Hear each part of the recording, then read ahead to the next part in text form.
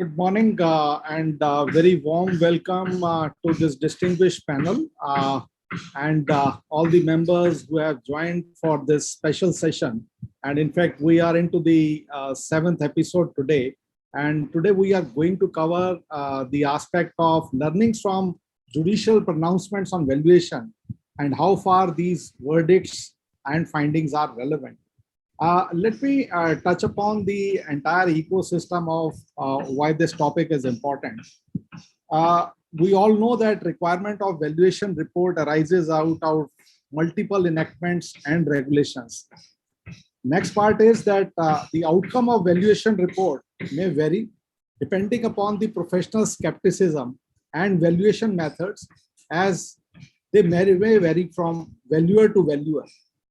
Now, given that the valuation outcome may not satisfy a class of users and their high stakes getting affected, the outcome is prone to judicial testing and review under the judicial system. Now, if we look at the various judicial pronouncements which have so far addressed the issue of valuation, not that this matter has become live now, it has been always there. Only thing is the few enactments and more clarity, emergence of standards, they have changed the role altogether. Now, the judgments are offering a limited benchmark because they address varying gravamen, the essential part of the complaint. Now, our judicial system, while dealing with the declaratory value of the precedent and existing law, has also supported the maxim that a close similarity between one case and another is not enough because a single significant detail may alter the entire outcome. Now, if we look at the ratio which is coming out of whether it is the Cadbury case or Mafatlal case, the courts did not interfere and did not go into the minute details of the expert judgment which came out of the valuer report. And the court held that it will not look into it unless it is suffering from laches and infirmities, and the objective side point out to that. And what it leads to? It leads to the affirmation that the court's jurisdiction in the matter to that extent is peripheral and supervisory and not appellate one, because there may be multiple approaches to valuation. Now, what is important here is to identify the legal standards, because once the court matter goes to the court is going to decide it on the basis of some standards.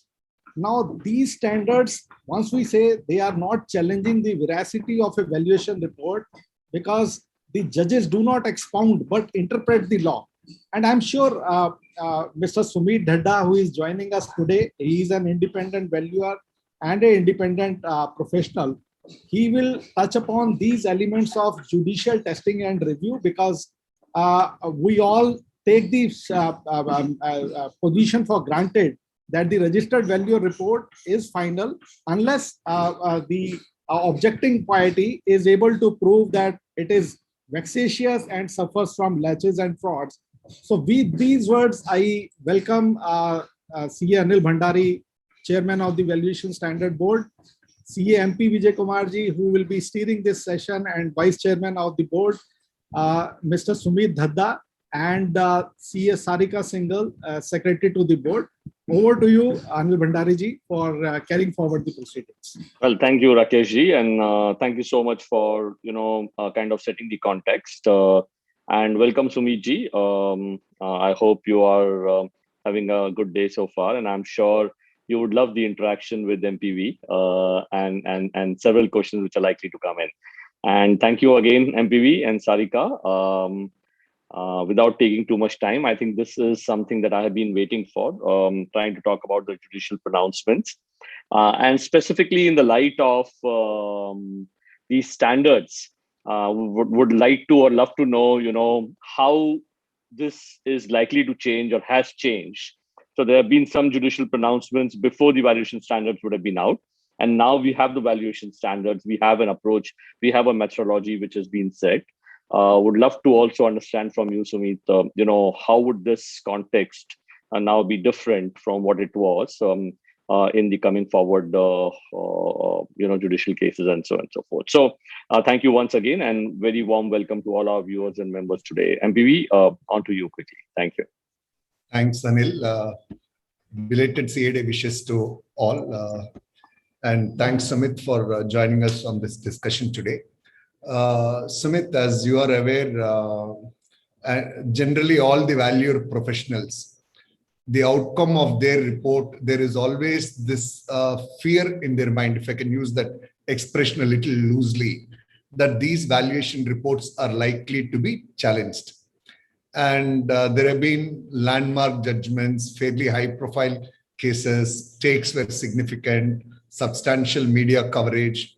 Apart from that, there are also cases across the country which are there over a period of time. And as the chairman put it, there is this two eras. One is an era before valuation got recognized as a profession under the Companies Act and the valuation standards from the institute came in, and after that. So I would like to interact with you specifically on 5 major case laws, which are pretty high profile ones. One of them, namely Cadbury's, we had some limited discussion in the context of minority valuations, but the remaining 4 members have not had opportunity to get insights on.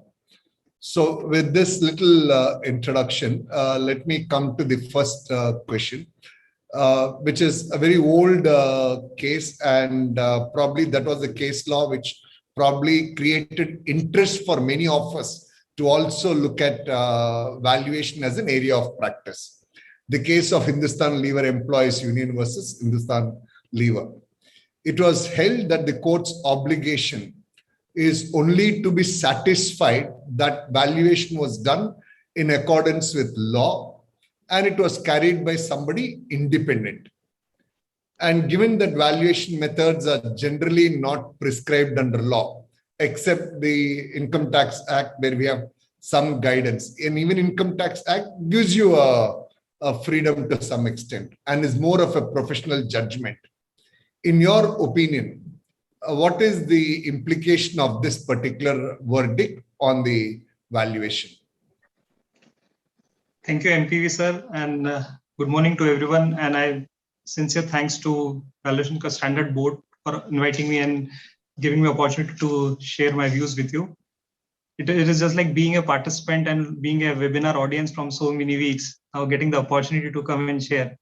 So I was a little skeptical because I would never imagined to be sitting virtually with you. I thought being a listener gives you more advantages than my wife's, and I was skeptical that will I be better or not, because the issue was not of what I will do or not. The issue was when it's such a big platform and in the valuation board. So I was a little hesitant. So my wife said, "Don't worry, go there. Even if you falter, MPV sir will take care of you." I said, "That's a good sign." So I don't know how should I take it. But now you started with a very good point that we all have a fear of our report, that if our report gets picked up. And in my personal view, it is necessary to have a fear. If we don't have a fear that my report will get questioned, we will go let loose. We may not be as sincere on our report mechanism as it should be. And that fear will push us to keep standards in check. Now, what happened in Hindustan Lever was the first case which became limelight, and for various reasons. First, it involved Unilever, which is one of the big foreign subsidiaries, foreign companies in India. And it also involved Tata Oil Mill Company. And Tata as a name was one of the brand names and still a brand name. So when the question comes on this, the issue was 99% majority of shareholders agreed to that exchange ratio. Only 1%, less than 1% shareholder objected on behalf of Tomco that I'm not happy with the numbers. So he went to the court. And at that time, as you rightly said, no law gives a method. So companies that do not give any method, how should you do valuation? It all goes on the independent person. So he went to the court and said that I'm not happy with the valuation. You want to interfere. Normally, it does not go to Supreme Court because Supreme Court only handles questions of law. Valuation is a question of fact. Normally, valuation is generally not a question of law. So normally it always fizzled down at tribunal or high court level. But when it went to the Supreme Court looked into matter for various angles, because there were more than 27 matters which were brought into this court. And then the court gave a final verdict on it, and court said, we are not a valuation expert. Do not expect the judge to be an expert in the field of accountancy. We are not a meticulous accountant or a hair splitting expert. We can just look into that data presented by the parties, have independent opinion. And in one of the cases, not in HLL, but one of the cases, the court judge observed and he commented, there is nowhere written in the law that the judge should know the law very well, but it is written in the law that the lawyer should know the law very well. So the role of a judge is to sit independently, hear both the sides and make informed decision. So in case of valuation, and if it is assumed that the valuer is independent, he is looking from the angles of all the standards, whatever available. And the biggest challenge here was the one shareholder said, Mr. Malingam, the valuer, was following multiple methods approach. He was not following single approach. Had he followed single approach, it would be beneficial for us, because the law never says follow multiple approach. So he is extending his boundary. He should take one method and give us a good valuation. That was his argument.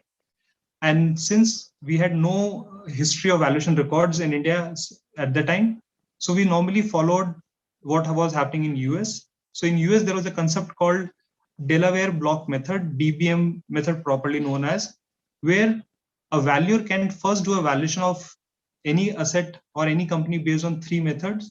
So he will apply three approaches, find out a valuation, and based on his judgment, and this is where the problem lies, based on his professional skepticism, he can give weightage. So he can give 30% weightage to cost approach, he can give 40-40 or different approaches to different approaches. That was where all the judgment lies on his valuer. Similarly, in this case also, the valuation professional has given a judgment 2-1. So 2 for income approach, 2 for market approach, and 1 weightage for cost approach. But the shareholder was insisting that it should be only it should be cost approach. So entire weightage should be given. So that's what he challenged there. But the court looked into it, and court also got this report verified by 2 independent chartered accountant firms, and they also reviewed the report and say what valuer has done is acceptable globally, and this is as per principles, because principles allow me to do weightage combination. So that was not debarred. Unlike income tax, where there was only one method, and the shareholder was taking reliance on income tax method, where income tax mandates take only one method because statute has given it. So then the court has clearly mandated that we will not interfere in the valuation if majority of shareholders are accepting it, because it is their actually money. It is collective commercial wisdom. If all shareholders are accepting the valuation reports, and especially when the ICICI Bank, who was holding 41% in Tata Oils and who was also the creditors to them, which is an independent party, if they are willing to accept the ratios of valuers, we should not interfere, because you cannot satisfy everyone. That was one of the views court has taken there. That's a very good insight into the first major case in the area of valuation, Sumit. I just want to make a small edit to your initial observation for the confidence of the members, that while courts certainly do review the valuation reports, most of the cases, almost a substantial majority of the cases, they have refused to question the evaluation approaches followed. They have accepted the valuation reports as given. I think we need to draw confidence from that. And as long as the work is done in accordance with the professional valuation standards, I don't think anyone needs to worry about the courts reviewing it subsequently. So let me take this question one step forward, Sumit. If you take the case of Meher versus Meher Mahatlal versus Mafatlal Industries Limited, it was held that the scope of court, even in this case, it was held that the scope of the court is limited and can only intervene when valuation is not just and fair. So share your view in respect of this observation, and also share a few case laws wherein valuation was found to be not just, it was not acceptable by the court. So in case of Hindustan Lever, Mir Mafatlal and Mafatlal Industries, so there was a dispute raised by Mr. Mir Mafatlal, who was a shareholder of Mafatlal Industries Limited. There was a merger happening between, amalgamation happening between Mafatlal Industries Limited and Mafatlal Fine Spinning Company Limited. So Mihir was a director in Mafatlal Fine Spinning Company Limited, and he was a shareholder in Mafatlal Industries Limited. So he was wearing two hats, he had two roles. So the ratio which the valuer has given, so valuer has given a ratio, swap exchange ratio, that 5:2. For 5 shares of Mafatlal Spinning Limited, get 2 shares of MIL. That was the ratio he has given. This ratio was get approved and it was passed in the board meetings of both the boards. And when it went to the High Court, Baroda High Court, Ahmedabad High Court, for getting approval from Mafatlal Industries Limited, Mihir raised an objection and he said, I am not happy with this ratio 5:2. In my view, it should be 6:1. So he never mentioned what is the basis he is rejecting 5:2 and why it should be 6:1. And then it was only rejected by 148 members. Out of 5,000 members have accepted it. Only a minority of, out of 19 lakh shares, if we talk number of shares, only 86,000 shares objected. Rest 19 lakh plus people have accepted that. And then the court asked a simple question to him, that why you did not raise an objection when it was getting approved in the board meetings. Because when you were also in the sitting on the board meeting of Mafatlal Spinning Limited and the ratio 5:2 was accepted there, why you do not raise noise there? And at the time, he gave a very valid logical answer to the court. He said at the time, the 5:2 ratio was very, very beneficial for the company which I was having a directorship. So I need to take care of the directorship of that company. So my role as a director was to protect interest of the company shareholders. Now, when this ratio comes to me as an individual shareholder of MIL, this ratio is not fair to me. So I have a right to raise objection now. So court accepted his objection and the court says, we can look into your objection, but you need to tell us what is the objection you have. So he raised few frivolous objections. One, his objection was, I think being an expert on the textile industry, this ratio is not good. So I think 6:1 is good. But what was wrong in the values report, he did not point it out. Second, his view was, I should be given special treatment in a minority also, so because there was a minority class. But in minority, I should be considered special because I belong to a family of Mihir Mafatlal family. So because of my surname Mafatlal, I belong to that same clan. So they should have considered me separately. They should have called me a separate meeting and invited me. Court looked into all the angles and court again got this valuation done, reviewed by 2 firms. It was reviewed by auditors also, and both said the valuation is fine. Unless you point out what is the objection, we cannot go ahead and cancel it. And court also mentioned, since there is no provision in your articles which says that if you belong to a particular family group, you need to be given special consideration. If it is not there, there is no need to create a separate class. And then court made a very interesting remark in this judgment. Court says, our role is like being an umpire in a game of cricket, whose job is just to see that both the teams play according to the rule. It is not our job to tell how fast you should bowl or how slow you should bowl or how best you do a batting. That is not our job. Our job is to ensure that you follow the rules of the game, and it is up to the individual players or team how to play according to. So court says we will not interfere. And here court gave one term called collective commercial wisdom. So court mentioned, if majority of people are looking to it and they're agreeing with the valuations, we will only interfere if you tell us, was there any fraud or blatant error, which is apparent itself, then only we have a right to interfere. Otherwise, we will never interfere, considering that they should stop the process. Because every time you cannot make all people happy. When I am doing any minority or any objection, somebody will always have a problem. And there is one principle which propounded was, so in minority, we will always see minority as a class, not as a person. So if there is a 5% minority, and in 5% minority, majority of that minority is happy. So we have a minority of 5%. In that 5% minority, majority of those minority people are okay to change. Only 1% or 2% do not willing to accept the new offer. Then court will not look into your allegations. That was one of the major judgments in Mihir Mafatlal happened. And court again also taken the view of Hindustan Lever in that. And since Hindustan Lever was one of the biggest judgment, wherever any judgment you see in valuations, court always give reference to those judgments because the principle propounded there was on length, because it discussed long, all methods were discussed there. So that was the logic. In Mihir Mafatlal, this was quashed without any cost to the company. Sumit, listening to you last 10 minutes on this case was pure bliss. Absolutely.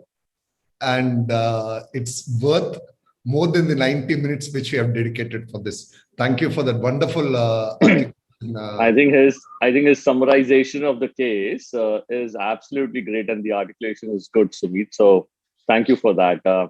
And in the first one, I really like that context which says that the judge need not know the law, but the lawyer has to know the law. So that was really interesting. Sumit, in both of these cases, and maybe a few which we are going to discuss now, do you think that there is something could have changed, or the decision could have changed, or the expectation would have been different because now you have the evaluation standards? Let's stick to these two so that we keep getting clarity as we move forward. So now, before the standard was not there, the sky was open. You can draw the paint whatever you want. Then valuation is purely like an artistic game. Now when you have a standards, I have my frame fixed. I can.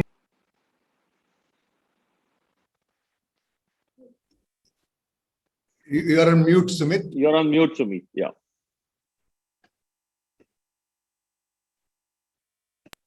Now, now, what could be different? Now, things which can be different now. Now, any participant can question me as a valuer. What are the approaches you followed? What are the steps you did? Now, we all understand projections is client's baby. Projection will be given by client. And before valuation rules, we always use this in our engagement letters and report as a caveat that do not ask anything on projections to me. We rely on what management has given, which I was also doing. But after rules and after this IBBI's caveat disclaimers notification, now they will ask one question, that independently, did you did any verification or not? If you did any verification independently, then I can be escaped. But I will say, no, I just relied because the company is very good, company is very ethical. I rely on the management and the management is good. So that assumptions, even if I'm talking the best company in India, who is the most ethical company, but even then I need to do my own professional due diligence. I need to review the data and I need to question the management assessment. If I do not do that, they can always question. Second, they will always ask me your independence. And independence is, and what is the challenge happening? So Professor Ashwath Damodaran made a very classic quote, and he always says, you tell me who paid for the fees of valuation, and I can tell you how much biasness has come into the report. So if it is from a buyer side, there'll be a little bit biasness coming from the valuer, because if you are appointed from a buyer side, subconsciously you will try to do a lower valuation subconsciously, because your interests are inclined with the buyer, and similarly with the seller side. So this is a human psychology issue. But then the question which challenges is what you did to remove this biasness. And in case of disputes between minority, the biggest challenge which somebody can question, that when a minority is fighting with a majority, who is giving you the data for valuation? It is a majority. So the two people are fighting and you are relying on the data given by majority. Did more analysis on it, or you blindly take it? Now, valuer will always give us a reason that they are running the business, they are the management, so I'll rely more on it. So in some cases, the appellant have gone to the court and say, this look little bit dubious because we are fighting with the majority. And if majority gives the data which is suppressed, which is oppressed, I will not get a fair value. So I want either the valuer not to take DCF, or I want valuer to justify, can he do a value reconciliation? So if there are 3 approaches and I'm skipping one approach, so I need to justify why I'm skipping that approach. Or if I'm adopting 2 approaches, should there be too much variance? Probably no. If there is too much variance between 2 approaches, then somewhere I missed, because it can always be challenged. And this happened in various cases where valuer put one approach, it was challenged by appellants that if he should have done this approach, and it is very easy. So I always say valuation game is like, if I'm on the other side of the table, heads I win and tail you lose. And why it happens? Because you take any of the approaches. So there are 3 approaches: cost, market, income. If you adopt cost approach, being a, let's say, real estate industry, where cost approach looks more logical because you have the underlying asset, real estate land, which a fair value would be a more visible valuation. I will always question that if you had adopted DCF income approach, I would have gotten a higher value because my future projections will give me more money. If you adopted income approach, I will always say your income is subjective. I may get or may not get.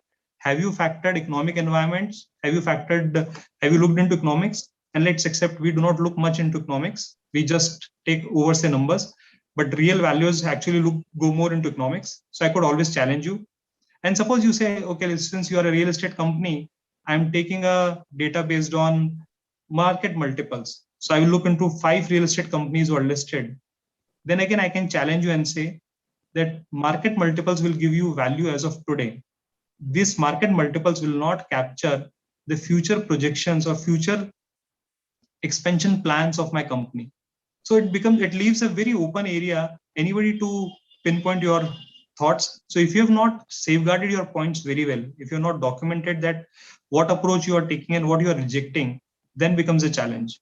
Because before the standards, there were no requirements to mention which approach you should choose and which you should not.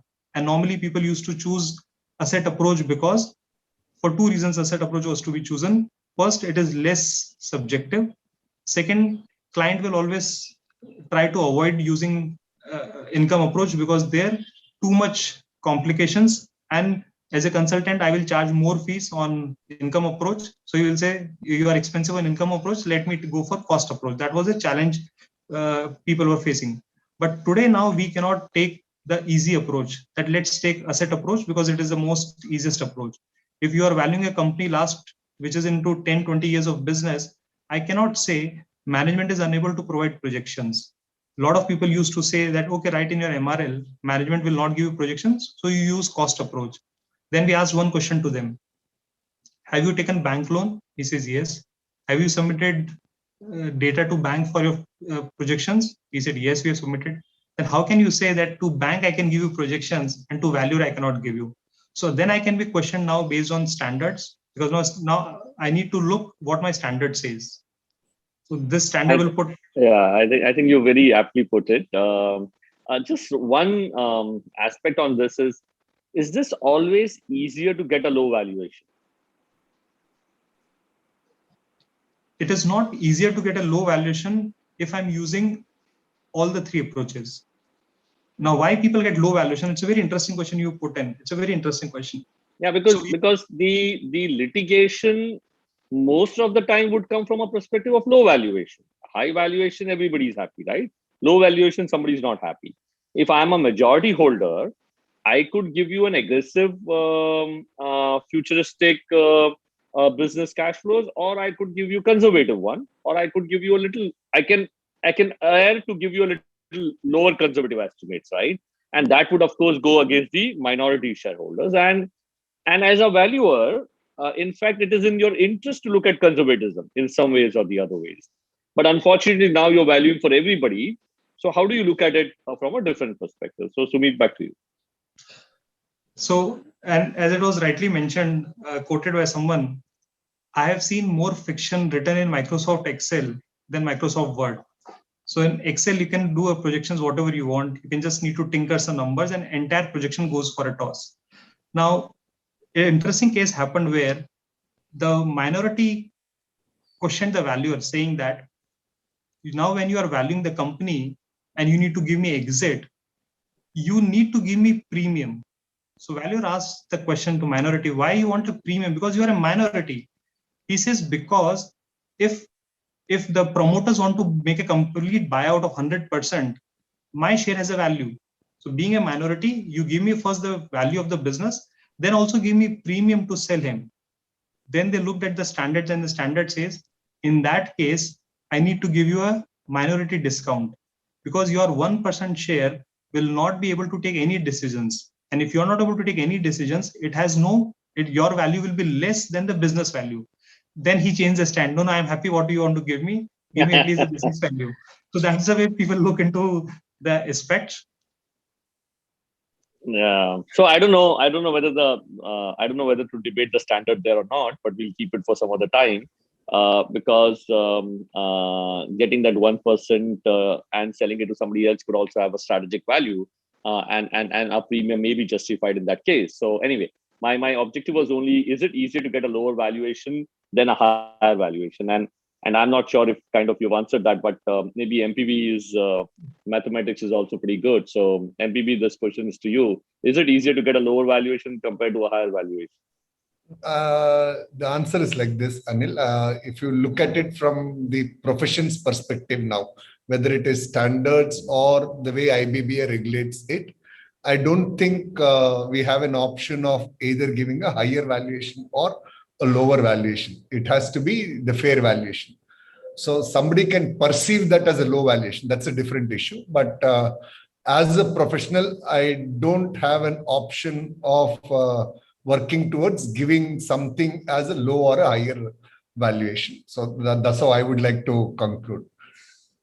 So if I could just take this discussion forward, Sumit, getting back to you. So this Mafatlal case is a 1996 case. And it was held that the individual's personal interest of a minority shareholder is of no concern unless it is affecting the class of the interest of such shareholders, where you talked about the majority of the minority. And in fact, Mr. Meher's response that as a director, I was actually concerned about that entity's valuation. And here I'm in a different role. At least I was very pleased to listen to that. I was very pleased to listen to that, because most likely I would have also conducted myself that way. But any case, getting back here, do these principles hold good even now, post the Companies Act 2013 and the valuation rules and things like that? Now, in Companies Act 2013, we got Section 236 in Companies Act, which talks about acquisition of minority interest. So whenever I'm doing any amalgamation, merger, or any strategic movement I'm doing, or capital reductions, I need to give a fair value to the minority shareholder. And fair value, the rule is, it should be as per the registered valuers report. And we are talking mainly of unlisted companies. If it's a listed company, then SEBI has a different rules, which is a different parameters, and it is a formula-based calculation. So there is not much jugglery there.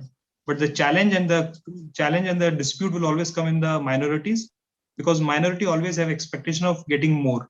Because if I'm exiting the company, I will always ask more money to exit, and I can put you as a ransom for stopping the process of entire merger.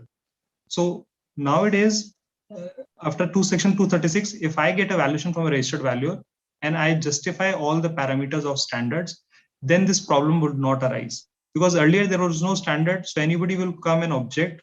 But now, since we have a standards, and court always mentions, if the valuer has followed the respective standards, and especially in case of income tax, where valuation was done by chartered accountants, and court writes, and if a firm of chartered accountants have done it and they have followed the due diligence and auditing and accounting procedures, we will not interfere.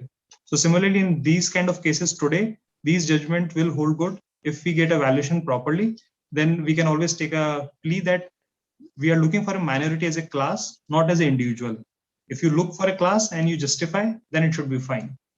Because in many cases it happened that minority took majority for a ride 0.0023%, not even 0.5%, 0.0023% shareholder holding only 80 shares, holded the entire process for 5 years for a foreign company. So it is just arm twisting technique that if you don't give me higher money or other benefits, I will not agree for your resolution.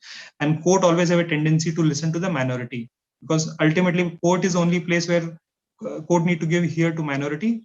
Whether the minority is behaving logically or illogical, court need to give him hearing.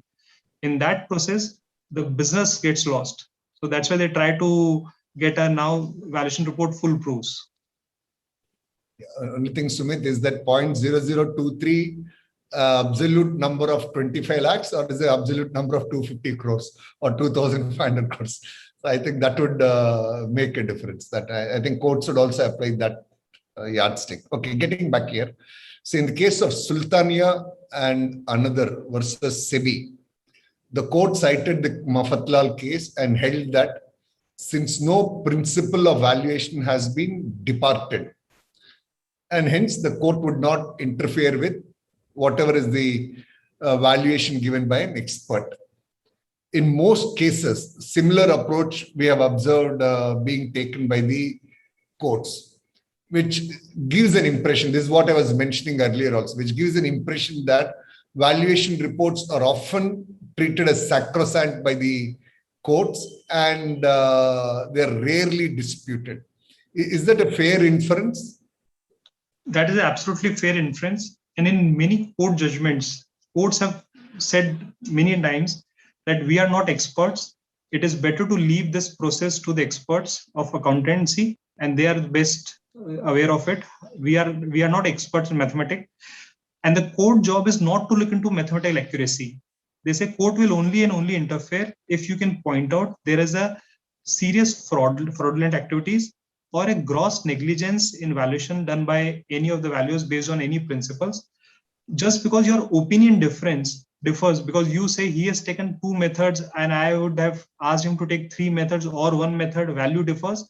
So it is not a question of law, it's a question of fact. So this cannot be settled at court, and mostly in none of the cases court has tinkered the valuation, except in Cadbury, that was a different ball game. In all other court cases, court has always maintained a stand. What valuer is saying, we will go ahead with that valuation report and not object it.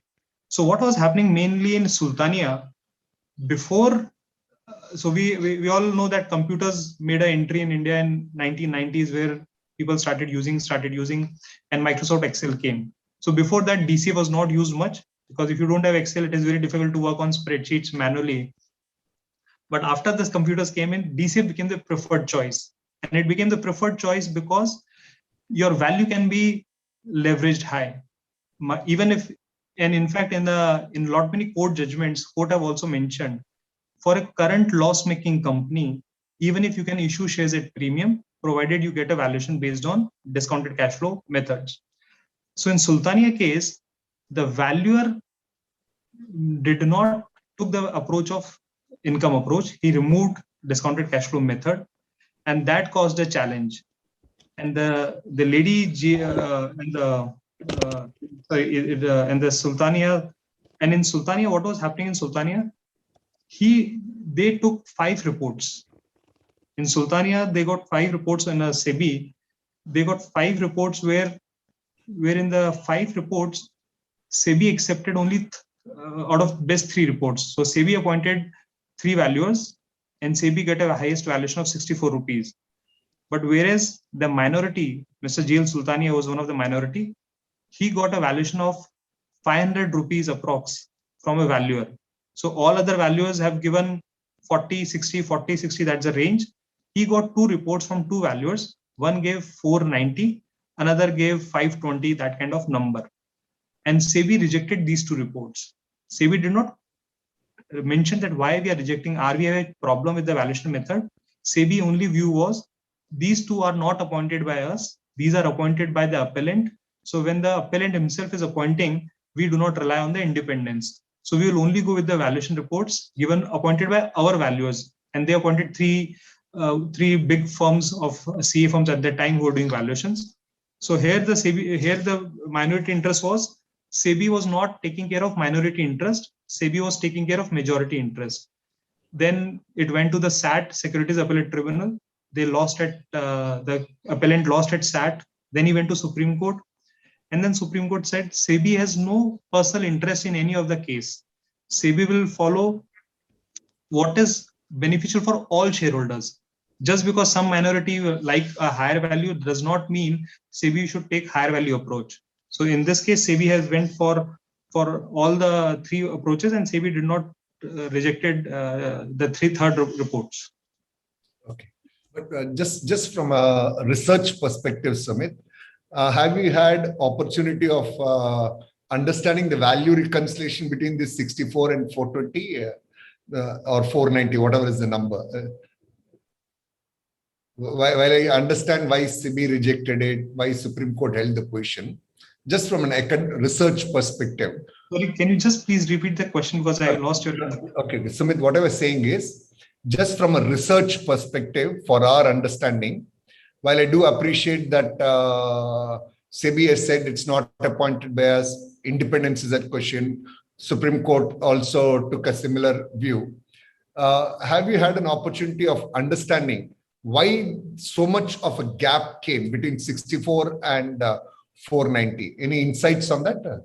Yeah, so I have reviewed that entire judgment, and what was there in the judgment, who gave the projections to the two valuers appointed by Mr. Sultania? The projections were given by Sultania itself, whereas in the three cases, the three other reports issued by earlier SEBI appointed valuers, the data was given by the company, and the company had given data after their process of vetting of the cleansing the data. Here, Mr. Sultania just given the last balance sheet, and he himself extrapolated the numbers for next 5 or 7 years.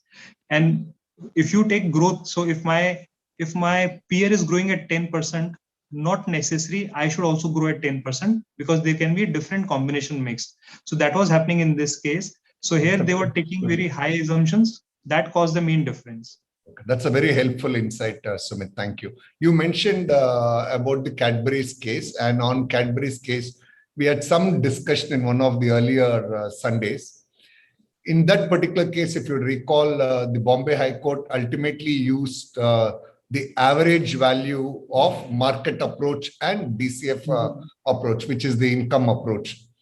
And the range of difference between the two was quite substantial. So what is your view on such kind of a judgment, and also averaging these two approaches? I think Cadbury also had that property value in Mumbai. Mumbai, right? Okay, interesting to hear that. Yeah. So first, I'm sure the background, all listeners would be aware what was on Cadbury background. Earlier, Cadbury was fully 100% owned by Cadbury Sweets Limited. But after we have FDA regulations and FEMA regulations, where they mandated you should not be more than 60%. So they have to offload their stakes, and they sold their shares to Indian public.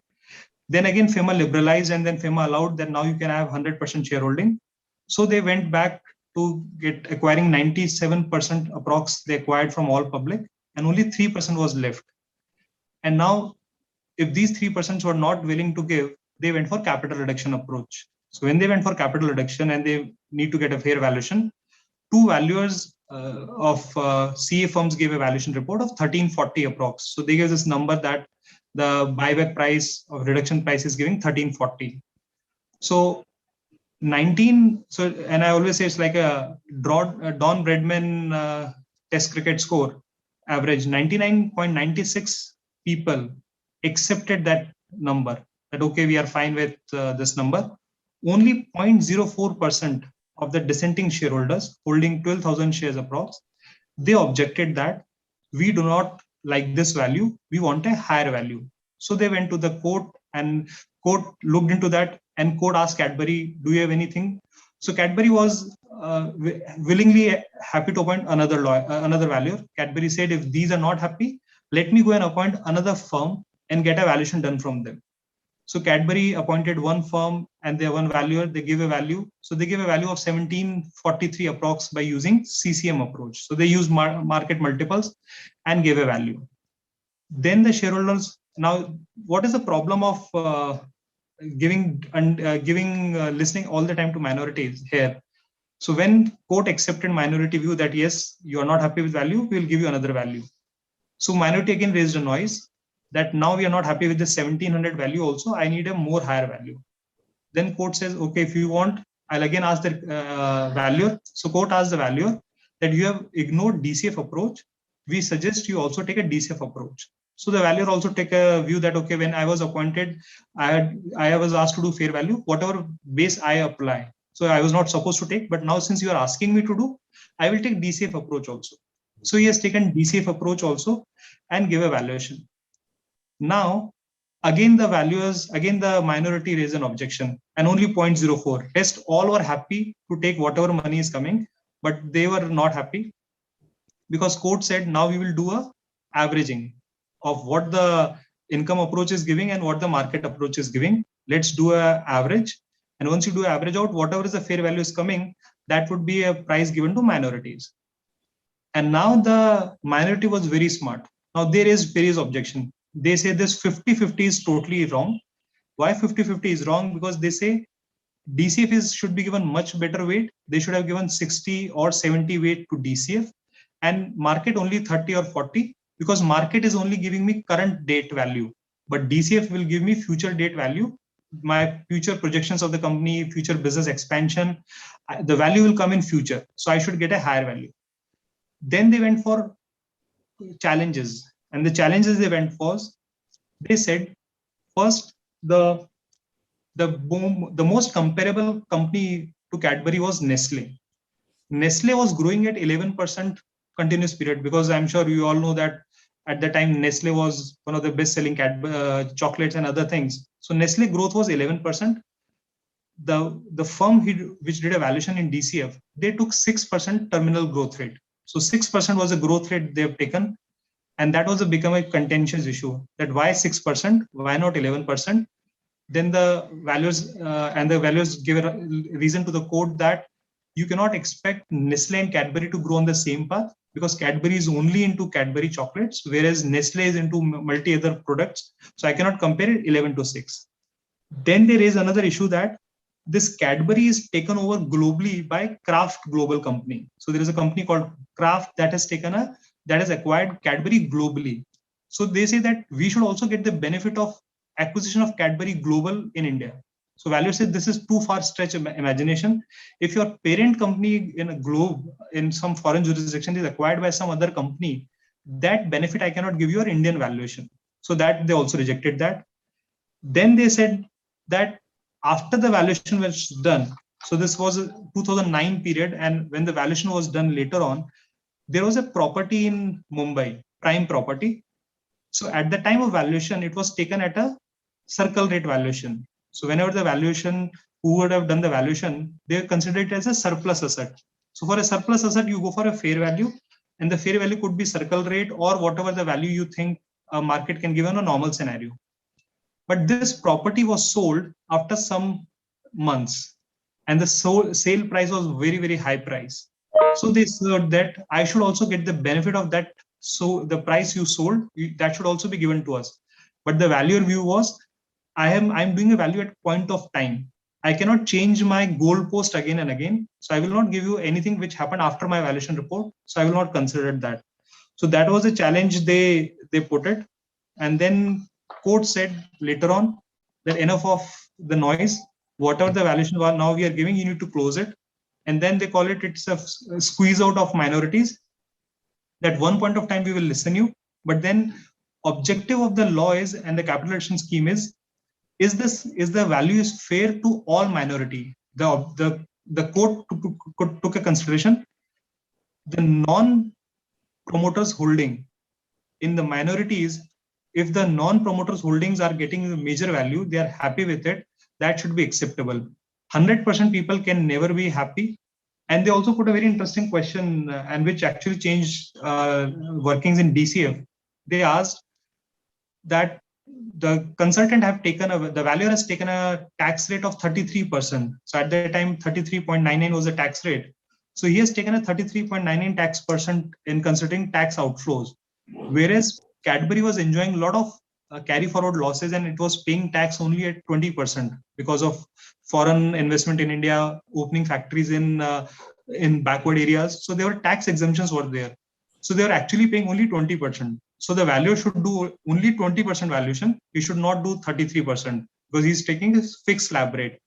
But then as per standards also, so there's a confirmed view that now we should not take only what is the applicable tax slab on my company today. It should be the maximum marginal slab, because we are looking for perpetuity or terminal growth rate. So in terminal growth rate, I need to pay tax at a nominal rate. What is the country's tax rate? So the minority was actually smart. They were knowing the fine nuances, or their consultant would have been smart. So they picked up few issues which court was considered a lot. And then later court said, if we are giving a second valuation and we are putting average out, and we need to understand there is no principle which says, and I started with the initial remark of DBM method, Delaware method. So whatever weightage I'm giving, there is no standard for it. So it has to be my judgment. And when everything is subjective, so my DCF is also subjective and market multiple is also subjective. I cannot expect two companies, take for example, TCS or Infosys or Nestle or Cadbury or Jio or Airtel to grow on the same path despite being in the same industry, because their board might be different, their customer base might be different. So when market multiple and DCF is also on subjective approaches, so a 50-50 rational is the only way which can safeguard me. Because if I take 60-40, then you could again question me, why 60, why not 70? So putting 50-50 gives a safe passage to the valuer. That's what the logic. And I think in this kind of subjective, this way only you can conclude. That is a very detailed exposition of the Cadbury's case, Sumit. Thank you for that. Just like to move on to another case law, which probably is a little South-based case law. So in the case of Dr. Mrs. Renuka Dattla versus Solvay Pharmaceutical BV and others, it has been held that if the parties wanted a special treatment to be given to their shares and a control premium is to be added, it should have been specifically mentioned in their shareholding agreement. And you will agree that control premium is an important element in our valuation discussions, and our valuation standards also provide for the same. So in the context of this case law, can you throw some light on what is the issue around control premium and how does the valuation standards address that? And this is a classic case, sir, you asked. And why it is a classic case? Because just because a poor drafting, the lady lost a lot of amount. Had the drafting would have been done on a very professional manner, they would have captured. So what is actually drafting or making any agreement? Whatever is in your mind should come into the paper. It should not be left to interpretations. So if I give to a third party, if he's reading it, he should not need to make interpretations. The paper should speak clearly. This was a dispute here, and the dispute was, so there were two, Dr. Renuka Dattla and Solvay Pharmaceutical. They were having a dispute, and they settled the dispute by filing a settlement agreement. So they went to the court of law and say, okay, we are withdrawing our disputes. This is the terms of settlement we filed. And in the terms of settlement, it was mentioned that a valuer will be appointed. He will value the intrinsic value of two companies. So the role of a valuer would be, he will value the intrinsic value of two companies. And after that valuation, he will give me my share 4.91% fair value. So the valuer is supposed to do a valuation of two companies, and then he should multiply 4.91% shares and give it to me. That was one logic. Second again was, now the question of control premium. So somebody can always, those who have not read this case, somebody can ask, for 4.91%, what is the question of control? Where the question of control premium is coming?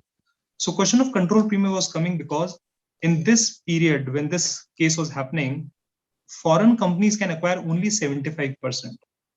and 25% have to be with Indian promoters, Indian shareholders. So 5% out of 25% makes it 20% number. So we need to look not straight away only 4.91%, 4.91 out of 25. So 20% is a huge chunk out of that. So she wanted a leverage of that 20% Indian shareholding, which she is transferring to another Indian shareholder. Now the challenge here happened was, the valuer was Mr. YH Maligamji was our past president. He was a valuer. He did the valuation and it went to the court of law for two reasons. He ignored DCF. And again, as I've told you that it became a fashion, everybody wanted DCF to be there. So she claimed that he has not done a proper valuation because he ignored DCF, which is the most preferred method. And the reason of valuer rejecting DCF was, he said, I got two projections. One from the Dr. Renuka Datla. One projections are very high. One I got from the Solvay Pharmaceutical, which are very low. Now I cannot do a job of averaging. If I'm getting a North Pole valuation and South Pole valuation, you do not expect a valuer to draw a line across the equator and do averaging out.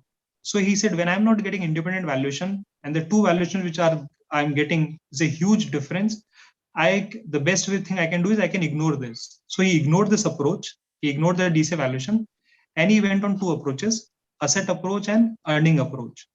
Asset approach, he gave 1/3 valuation, 1/3 weightage, and earning approach, he gave 2/3 weightage. So she also questioned on the weightage. Then the major question she raised was, now for the readers, for the listeners, I'll put a problem in one simple line context. If I tell you, give me a fair valuation of Infosys shares, or if I tell you, give me fair valuation of my 5% of Infosys shares which I'm holding, though I'm not holding 5%, but I wish to hold that kind of shares.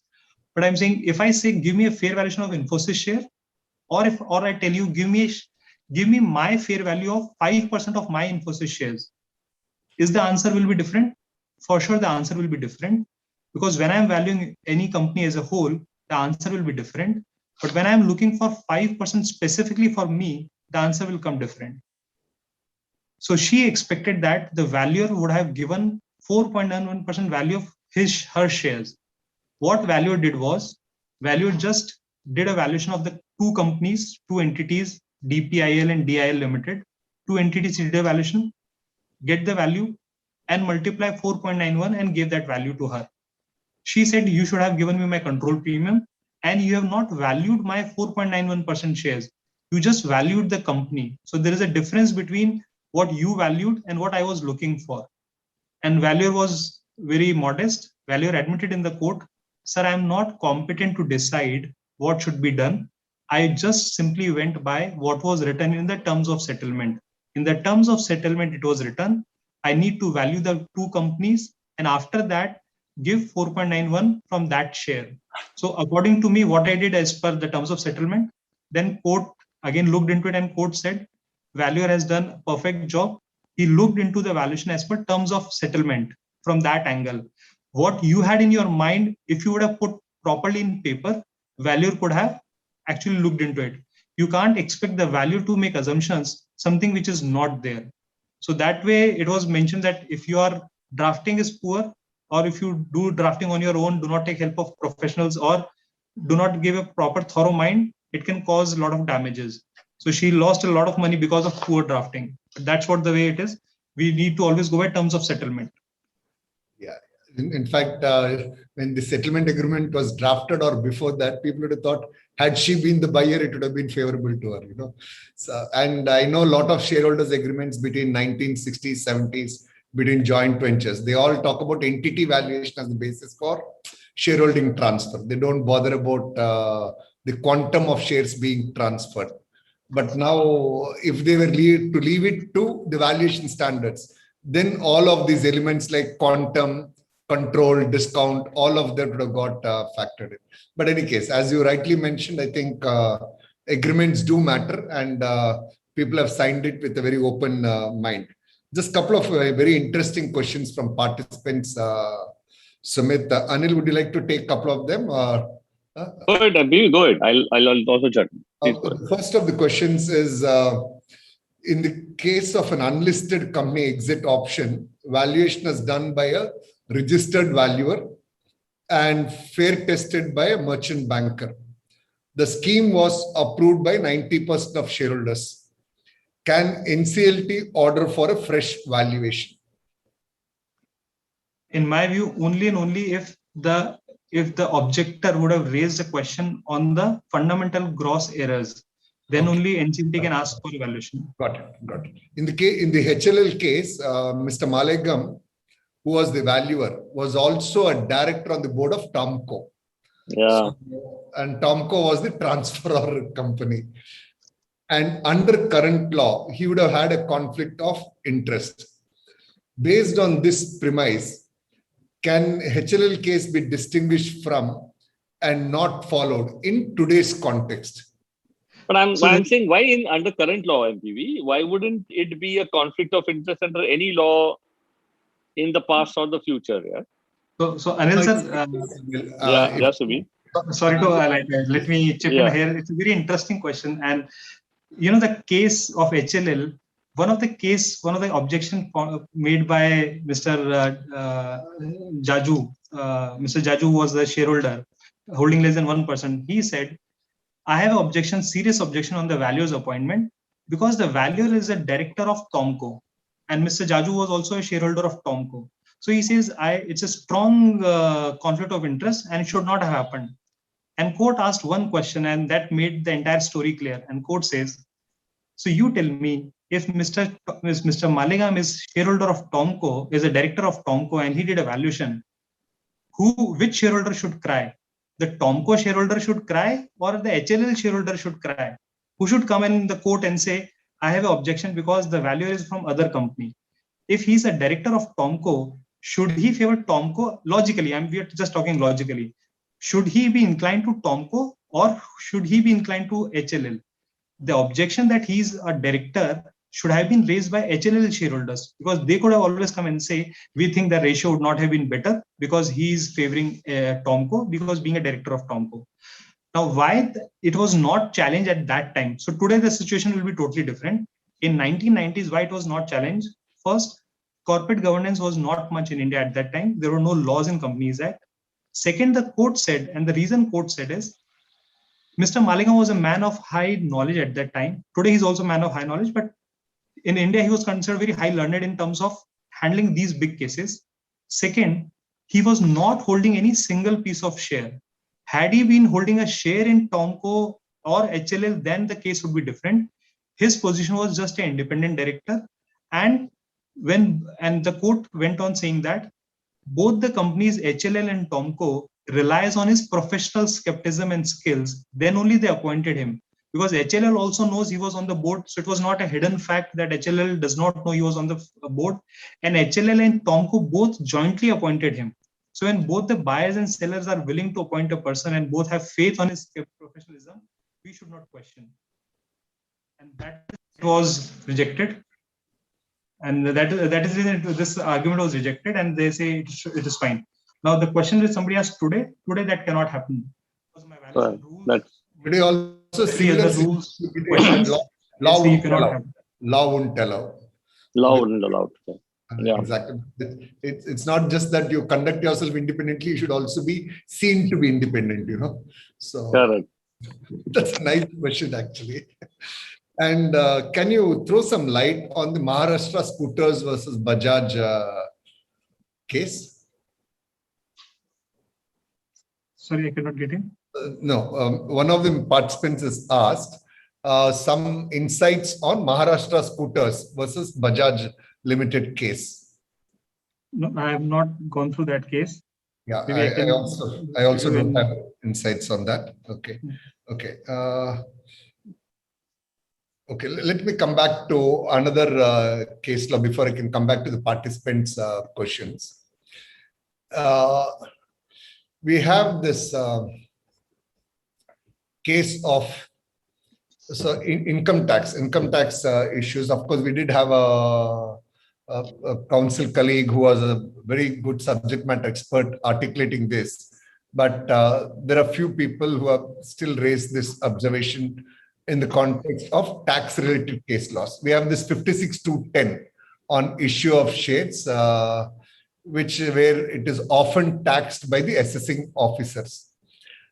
Can you share some judgments in this area for the benefit of the participants, so that when they have to appeal on those assessments, they'll be better placed? So last 3 years onwards, I'm seeing the kind of questions and cases put by tax authorities. At times, they're mind-boggling.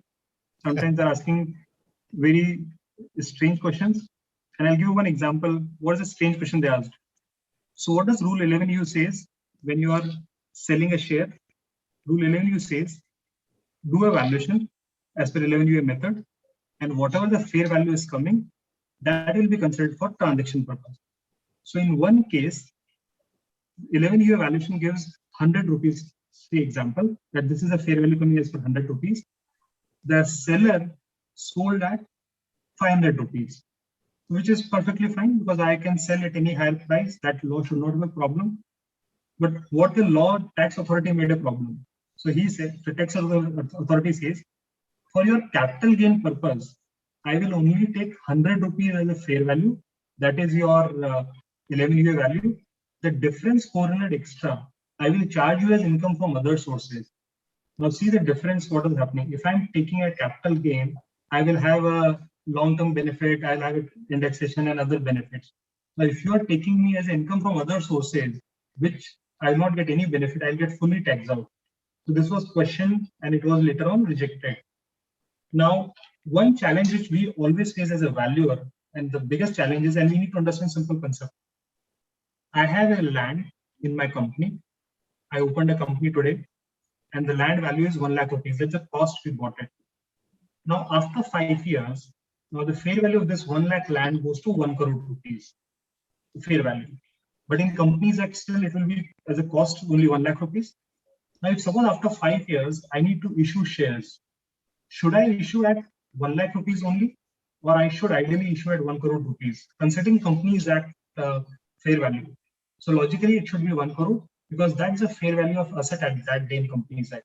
So for Companies Act, I will go and give a valuation of 1 crore rupees fair value.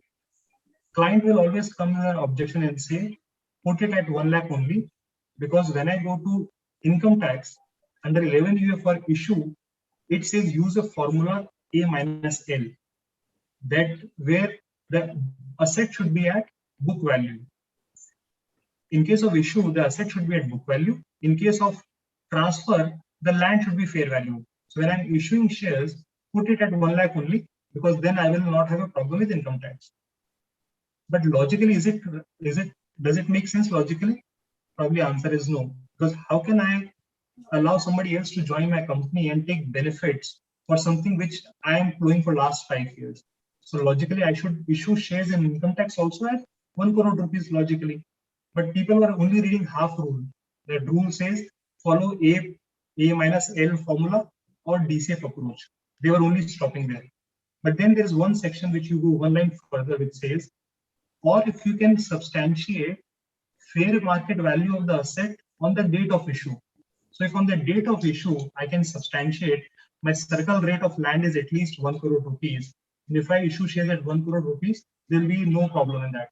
So there's an interesting case called NUB Multi-Trade Limited of ITT Jaipur, NABH NUB Multi-Trade of Jaipur, where ITT has accepted that if the assessee can prove that on the date of issue, the fair value of immovable property is higher, then it can be considered for giving a fair valuation. He will not only take A minus L, because there are two formulas, A minus L or DCF, whatever assessee want to take, that is one. But if the assessee do not want to take both of them, and you want to go to the fair value with other methods, because the word is as substantiated to the assessing officer. So if you can substantiate to assessing officer that on that day, this is my fair value, it should be acceptable. So this was a very interesting judgment in 2019 in ITT Jaipur, where assessee got huge relief, and later it became a huge benefit for all companies, because unnecessarily the department was putting premium there. And in this case, there's one more interesting case where Shakti Chemicals Limited, where it was mentioned that the date of valuation report should be when? At the time of issue, or it can be obtained later on also. Suppose when I issued a share, I did a calculation at the back of the envelope, so I know what is my circle rate. I did a calculation. I have not taken an official report from any valuer. Now, can I take the valuation report at the time when I get a notice from income tax? Will it be validated? So this was made in ITT. Chennai made this order in Shakti Textiles Limited. They say date of valuation is important, not the date of furnishing valuation report. So if I furnish a valuation report today of 2 years late, past date, and I say in 2019, the fair value of this land is this, or any asset is this, and I'm giving a dated today, that should be acceptable. You cannot say that he has not taken a report on that day, or I don't have a backdated report. That is not the intent of the law. So that was one of the interesting judgment which helped a lot of members. Another interesting judgment which happened in 2020 Mumbai Tribunal, Vodafone M-Pesa Limited. So Vodafone M-Pesa Limited was again a loss-making company initially. So they issued shares using DCF method. They issued shares using DCF method, and the assessing officer rejected. Assessing officer said that DCF method is not right method. I do not like it. I find net assets method much easier. So he just valued based on net assets method. So assessee went into Commissioner Appeals. Commissioner was a little bit more considerate. He says, no, my AO has done wrong. So assessee became very happy that, okay, at least now somebody is listening me. He says, no, AO has done wrong, but you have also done wrong. You have done DCF, but now I will compare what was your projections and actuals. So CIT Appeals compared what was the projections and actuals. So there was 40% achievability of projections. So he said, okay, so I will discount 40% what you have given. So 60% he tags as a premium.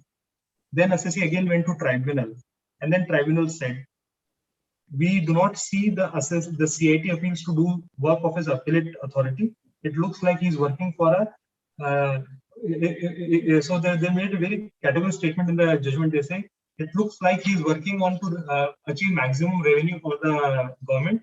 That is not the intent of appellate authority. The court said here, and tribunal said here is, you cannot test the projections which actuality is later, because there will be various circumstances where when I give a projection, things would be different. Take classic example. 2 years back, if any hotel industry would have given a projections, who had thought of COVID to come in? Now that entire projection would have gone waste. So, and they say there would be various micro and macroeconomic factors which will impact your projections. So suppose your company was having a monopoly, take example of COVID vaccine, COVID shield. So Serum would have might made a huge projections, but then we got Covaxin, then we got Sputnik. So my projections can change. So you just cannot say, I have not achieved this one. So what court emphasis in all the cases of DCF, or all the tribunals have emphasis, when you are doing a projection, you need to justify what was the basis you are making, and had the valuer tested those judgments. If the valuer had tested those estimates, so you would have taken some ballpark estimates, you would have did some working on it. If that working can be justified, then nobody can question the DCF projections, that why it did not match. And based on my personal experience from the last 3 years, I have not seen any company meeting more than 50% of their projections. So 50 is a very high limit when I'm saying, because fiction can be anything. Because every promoter will come and say, especially in case of startups, everyone will come and say, our idea is the unique. Whereas it could be a copy of any other existing player in market, but they will say, we will give additional X factor. So my sales will be much higher. But then you do not make projections initially, because you try to work out, it's an experiment you are doing. And the court has mentioned, Bangalore tribunal has mentioned, in case of existing business, I can still look on what are the basis you are making assumptions, because you have a history of 10, 20 years. So your projection should not be much different. It would be a little bit variable. But in case of startups, we will never ever look into the projections, because there is no base. He's trying to make his luck. He's trying to work out. We just need to see what macro and microeconomic factors have you looked into your report. That's what I said in Bangalore in 2020 ITT judgment. But that was very exhaustive explanation, Sumit. Thank you. In fact, I had 4 questions on that actually, and you covered all of them at one go. Thanks a lot. You remember MPV? In one of our discussions, I was very keen to understand the Kingfisher valuation for the brand, and I think there is a question which is coming from somebody.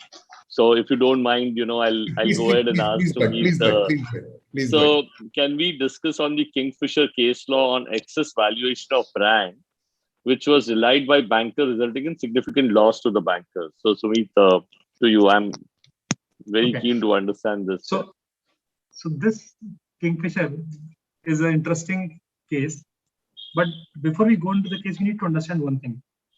On a hindsight, everybody can be expert, but on that day, nobody can predict. So before we go, whether the valuation was overvalued, not valued, those would have traveled in Kingfisher planes. Was there a comfort and luxury? I'm sure there was always a comfort and luxury. Kingfisher brand was itself, so since I am a teetotaler, so I cannot comment on the quality of alcohol of that, but still, it was a preferred choice. Everybody was saying Kingfisher alcohols, Kingfisher calendars, Kingfisher flights was cream apart. And we need to understand, when a sitting member of parliament is running that company, will it have certainly more weightage? If a normal businessman is having a company and a sitting member of parliament is having a company, will ideally the perception will be same or perception will be different from public? So perception will be different because you are a well-connected people, you are a member of parliament, you will have more access to funds and everything. So in this case, the valuation was given somewhere around 4,000 crore approx by the valuation firm. Now, as a valuer, I'm sure there would be various valuations they would have done. They would have looked into projections, they would have looked into various approaches. Now, the fault, it's my personal view, I always see the fault is of the banker. And why the fault is of the banker? For a simple reason, fault is of the banker. I am selling a garbage to you. So it is my art of selling. If you are the fool who are buying the garbage, because think logically, and I'm not taking only Kingfisher, think logically. Take any brand, whichever is the best brand in India. Once the brand gets faulted, take Nirav Modi brand, Nakshatra or Gitanjali, they were one of the best brands at the time. A lot of people buy these kind of jewelries. When the brand gets distorted, would you like to buy that brand and say, let me do rework of it and make this brand again better? Or you would like to start with a new name? Or see, there's a difference between buying a stress or bed company, because you can take example of Ruchi Soya, was going under insolvency. Somebody, Patanjali or HLL gave an offer to buy because they know that by putting money on it, we can make the factory up and running and we can take value out of it, because that's a tangible thing. Do you think somebody will buy the brand saying, now the brand is having a very bad name, let me put more advertisement, give me, take classic example of Sahara, MP Valley. Sahara was a good brand at that point of time. Anybody willing to buy? So I always used to say that when the colorful bird lost its feathers, nobody was willing to put feathers again and say, okay, let me buy this Kingfisher bird brand. So when the bankers lost the money, they went for auction. You'll be surprised, nobody came for auction. So out of 3,000, 4,000 crore value which I am giving, the bankers are at least expecting, at least we should get 800 or 900 crores somebody will buy. But no one was willing to buy that brand itself, because buying a brand itself alone will not give me any value. So the fault was at the bankers that they should not have given huge value on the brand. Sort of 9,000 crore loan, if you give 3,000, 4,000 crore weightage to the brand, then why the SFIU came in? So they say that there would be something wrong in the brand valuation, something would be there. So they called somebody from US, who's that firm who does only the valuations of brand. They say, no, the valuation is too high now. So in 2016, they gave a valuation that it should be less than 2,000 crore. Now, in the hindsight, I can always find out, okay, that was the error. I will always take lower projections. But we need to always appreciate that in 2013, when the brand valuation was given, pictures were rosy at that time. So I'm not trying to defend any value because I'm not the valuer, but given an independent view, you cannot blame the valuer now that, okay, you give a very high valuation. So I give a high valuation, but there is somebody who is a taker. So I am a consultant, you are a buyer and you are other is a seller. whose skin is in the game? Your skin is in the game. Your money is involved. So who should be more careful, me or you? Can you pass the buck on me that I'm relying on the values report? Probably, I think you cannot rely. You cannot put all the blame on me. You should have done your independent check. I can be wrong again. I accept I may be fully wrong, but this is what my view on Kingfisher brand. So, with interest of time, maybe I think I want to appreciate your candidness on observing the role of various stakeholders. I think we should have a separate discussion on that, but I sincerely appreciate your being so candid and forthright in sharing your views based on your experience.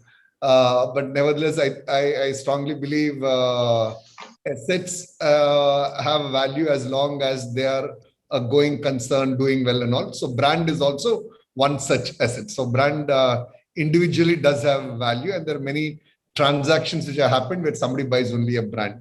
There's actually one question from participant, which is a little lengthy one, but it's a very interesting one. And I'll keep this as the last question. There's several other questions, but we will respond separately. But there's a little lengthy question, pardon me for this. But since the member has put this across, I'll read it verbatim so that there is no misstatement. In appraisal of Columbia Pipeline Group Incorporated, 2019, Delaware, it's August 2019, this statutory appraisal case came in the wake of some key rulings from Delaware Supreme Court that have embraced the use of market evidence to establish fair value when dealing with a publicly traded company. The Court of Chancery here found the unadjusted deal price was the best fair value indicator, focusing its analysis on the soundness of the sale process. Declining to give much attention to the petitioner's experts' DCF analysis, the court said the DCF was only a second best method under the circumstances. In the case of Stillwater Mining Company, which again is a Delaware case, this case is a companion to the Columbia Pipeline, with Vice Chancellor Laster again relying on the deal price for fair value. In both cases, the subject was a publicly traded company, and the sale process, although flawed, was sound enough when compared to the Supreme Court's key cases. Columbia Pipeline and Stillwater exemplify the court's preference for transaction price than a DCF value when dealing with an arm's length transaction. For me, this itself is a subject of 2 hours for discussion, but nevertheless, since the member has taken the effort to put this in the question box for discussion, we'll be happy to have your quick views on this, and then I will hand it over back to Chairman for his conclusion. Over to you, Sumit. And I don't want to come back again. I would just want to thank you. And today was one of the finest Sundays for me in terms of learning. Thank you for that. Over to you, Sumit. Thank you, MPV sir. And I always says that we all CA valuers are MPVs, most preferred valuers. So we are somewhere we are having your qualities. Now, in US, there are 2 terms used: fair value and fair market value. So whenever there is a dispute for the commercial court purposes, they use fair value term. And when, or for their revenue purpose, for tax purpose, they use the fair market value. So the best for a public listed company, the best way is to go for a transaction price, because that shows that, okay, this is being transacted for public, because buyer and seller do not know each other. I'm giving a bid, somebody is accepting. So I can consider that there will be a much better realistic value than DCF, because DCF is again based on various estimates, which there may not be much in transaction price. But there's a dispute in Indian context. So in Indian context, I'll just divert and touch a very interesting case law, which may be a benefit for members. again coming from ITT Mumbai, DCIT versus Ozone Land Agro Private Limited. So a buyer bought the shares at 75 rupees from various two shareholders, 75 rupees per share he bought. From the same company, all other shareholders, he bought it rupee 1 because the 11 UA value was coming negative. So that was coming below -1, below 1. So he took 1 as a customary price and bought shares everyone at 1 rupees. And only from two shareholders who were strategic people, they were not selling, he bought at 75 rupees. Income tax assessing officer assessed that since the market transaction was happening at 75, so I will assume that this is the fair value and all 1 rupee transaction are below the transaction value. So I will put an income of 74 rupees, which he is not actually on the assessee. Then the tribunal went and tribunal said, you cannot take a base of any transaction which is happening on unlisted companies where a buyer and seller would have different needs. So maybe the buyer is actually want 100% control, or so 75 price may looks better to him. But in 11 UA, what we look when we are selling a share, when we are selling a share, we always look for what is my 11 UA value is giving. If my 11 UA value is giving -1, then 1 rupee is also a fair value. You cannot just say that, okay, two shareholders are given 75 and 10 is given 1 rupee, this is not a right price. So that can always not work. And regarding stock exchanges, we cannot always rely on stock exchange also. Because if there's a vested group of, I'm sure we all know what happened in a hedge fund of US, where it was happening on a hedge fund in US. And also a classic example of what happened again from Mumbai, and Anil sir would be knowing that very well, Bombay Oxygen Mercantile Limited. So a company who does not deal in oxygen, on March, due to shortage of oxygen in India, every investor started buying this stock thinking this company sells oxygen. From 10,000 rupees in March 29, it reached to 24,000 rupees in a week's time, just because people thought it is a oxygen company. But this company was not selling oxygen last 3 years. They are totally purely NBFC companies. So now if on a traded stock exchange, I'm getting a price of 24,000 rupees, is it a fair value? Again, it can be debatable, and as you rightly said, it can take another 2 hours to discuss is it a right value or not. So 100% relying on stock exchange may not give you the right approach, may not give you the right approach. Classic example, Jet Airways. The airlines which is not flying, its share value is much higher than the companies Indigo and SpiceJet who are flying on time. Their share price is much lesser. So you cannot always judge the value based only on what is traded, because there might be vested interest in trading. And what is SEBI formula? If I trade one share per day with a one certain value, it becomes a frequently listed, frequently traded company. So I can always play with it. So that's again my view. I'll go more in the detail. Probably I can give a. But I think that's a very good point that you raised, Sumit. I think that's a very fantastic point that you raised about taking the market value and specifically the listed value. Would there be provisions where we need to understand the number of the shares traded, the volume, the depth of the shares? I'm sure during your valuation, you would also look at those aspects while taking a value. Do you do that or not? Yeah, we always look into what was the frequently traded shares in last 12 months. What was the trading? Are you trading only between your group? Because if I'm trading only with my groups, holding subsidiary, they're buying each other's shares. So you are inflating, pumping the price, which is not the real value. And a lot of people do this kind of jumping and pumping. You dump the money, pump the money, value goes up, correct, and then exit. Correct. That also we look when you're arriving on the fair value. And CA is given a formula for that. Fantastic. Perfect.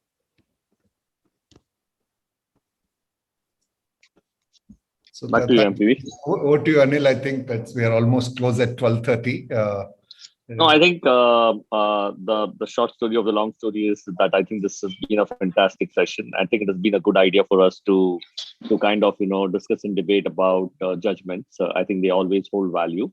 One thing I realized that the judgments before the valuation standards were logical, and I'm assuming that the judgments even after the valuation standards would continue to be logical. And there has been a fantastic, I don't know, somehow these judgments, when they come from high courts and Supreme Courts, MPV, they have this fantastic ability of consistency most of the time. So absolutely a good thing for us to do. And I'm sure we will again, if there's any interesting judgment which comes up, we should do and discuss this. So I think, again, in the interest of time, Sarika, on to you to be able to conclude this session. Yes, sir. Thank you so much for this session. We have actually tried to capture the judgments which are there in the syllabus of IBBI SFA class. So these are 8 judgments, and also would like to mention that we have captured learnings and key takeaways in our publication, Frequently Asked Questions on Valuation, which was released in 2019. It is also available on our website, Valuation Standards page, as well as ICAI RVO website. Before I conclude the session, just would like to add on, we have already released our valuation ATQs 5 series. And one series we are yet to release, which will also be released in 1 or 2 days. That would definitely be helpful for you all. Thank you, all of you. Thank you, Sumit sir, for taking such a wonderful session and throwing light on the judgments with your remarks. Anil Bhandari sir wanted to have a session on specifically on Kingfisher, but today. No, because it's very interesting to debate valuation of something which is very difficult to value. I mean, just to put it in that perspective, and simply to put it, and brand is not something which is very easy to value, right? So I'm not saying there is no value in a brand. Of course, there's a value in the brand. If Tata brand was available to me, for example, at a price which is low, I mean, I'm sure all of us here would probably pitch for it. And if that would have come in some way in auction, I'm sure I would have been the first one to stand in the queue. But having said that, I think that was very complex, and I think we should take out time one day to actually try and discuss about how do you value these kind of assets. So maybe Sarika will probably, also, if MPV allows, because MPV is our master here, Sumit, if you understand. And I think your wife was right. MPV would probably take care of most of the triangulation for us as well. And he's the master of the ceremony. So if MPV allows it, I think we should also do a session on how do you value brands, right? And what are the nuances around valuing these kind of assets? I think would be fantastic to discuss that. We'll do one on ESOP, we'll do one on brand. And Sumit, you had mentioned during the course of your discussion that I don't have 5% of Infosys stock. Your competence is much more than the value of that 5% stock. So that much I can tell you. I'll take the liberty of my God bless. And Anil sir will agree with me that MP sir is like a sarthi of any chariot. Whoever sits on the chariot, he will sail through that. So that I'm sure that's the luxury of having you both, sir. And thank you for inviting me. Thank you. Thank you so much. Next week, probably we will be having one on peer review observations, which were found out of the peer review valuation reports. And we will be having somebody from IBBI itself, so that they are better able to articulate and give the answers. What are do's and don'ts in that we would found out. Thank you, Bhandari sir. Thank you, MPV sir. Thank you, Sehgal sir. Thank you, Sumit Dada sir. And thank you all the viewers who are continuously watching us and discussing our Sunday series in their groups. So we have come to know that they're discussing the Sunday series, that this is one of the wonderful initiatives which we have started from the Institute side, and we'll continue with this series. Thank you so much. So my only request to you, Sarika, is that let's raise the quality of our discussion. Maybe it could be just one topic, and maybe we could just do it for 1 hour, like how MPV suggested, to make it a little more interesting for people. But let's try and see if we can keep raising the bar going forward. We've got fantastic speakers. We've had fantastic discussions so far. Maybe if you want to go deeper, again, we'll be guided by MPV. If you want to go deeper into any subject, this forum could become very, very interesting again. So thank you, Sarika, for all the hard work. Thank you so much. Thank you, all of you. Thank you. Bye. Have a good day, everybody. Bye. Thank you. Have a good day.